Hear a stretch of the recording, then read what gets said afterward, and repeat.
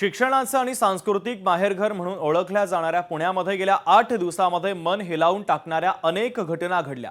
चिमुकलीवर लैंगिक अत्याचार आणि हत्या या सगळ्या घटनेनं पुणे शहर अक्षरशः हादरलंय। या सगळ्या घटना पाहता कायद्याचा धाक कुणाला उरलाय का नाही हाच प्रश्न उपस्थित होतोय। या ज्या अत्याचाराच्या या ज्या बातम्या आहेत किंवा या ज्या घटना आहेत या फक्त बातमी नाहीये, ही समाजाची वेदना आहे आणि त्यासाठी अत्यंत असं दुःख होतं जेव्हा लहान मुलींवरती अत्याचार होतात। आपण बघितलं, ज्याचा उल्लेख आपण आता केलात, की ज्या पद्धतीने लहान मुलींवरती अत्याचार होतात। अत्याचार करणारे कोण आहेत? अत्याचार करणारे जन्मदेता बाप आहे, आजोबा आहे, काका आहे, मामा आहे, दुसरे कुठले भाऊ आहेत।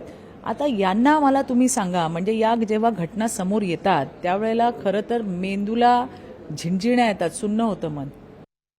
तर पुणे शहरासह परिसरामध्ये कोणत्या मन हेलावून टाकणाऱ्या घटना घडलेल्या आहेत त्याच्यावर एक नजर टाकूयात।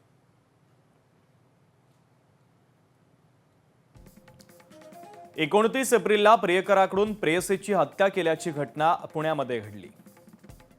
29 एप्रिलला आईस्क्रीम विकणाऱ्या एका व्यक्तीनं दिव्यांग मुलीचा विनयभंग केल्याची घटना घडली। 1 मेला नरसापूरमधील चिमुकलीवर अत्याचार आणि नंतर तिची हत्या करण्यात आली।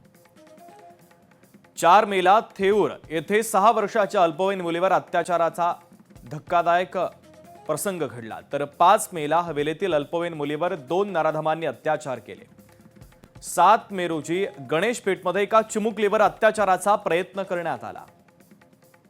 29 एप्रिलला प्रियकराकडून प्रेयसीची हत्या करण्यात आली। या सगळ्या घटनांनी अक्षरशः पुणे हादरलेलं आहे।